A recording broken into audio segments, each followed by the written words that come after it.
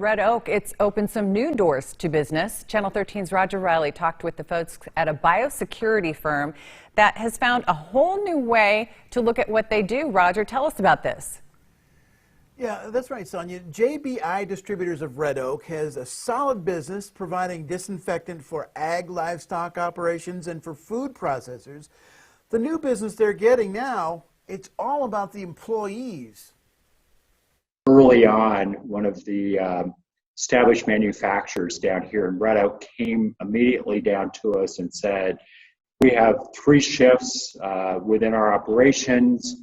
We need to implement a sanitation, disinfecting program. Now it's about protecting the employees. And that is somewhat of a different protocol. How has your business, how have you adapted to growing, and how do you find the people, and how is that working? Well, I have to say, unfortunately, even in Red Oak, Iowa, population of 5,000 people, there's people that are without work. I see some good help out there. We've hired 3 new people just in the last, I'll say 10 days.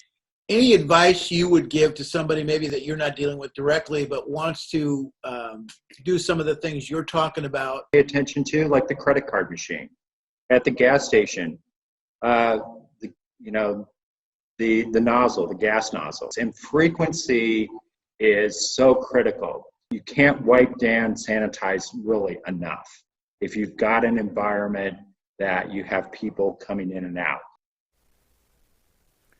Oh, Craig Steen says that when the COVID threat wanes, he thinks companies will stick with the preventative measures to improve employee productivity and lessen instances of regular common flu, which also causes downtime for employees to miss work. So the changes he thinks are going to last. I think there are going to be a lot of changes that will last. Thanks, Roger.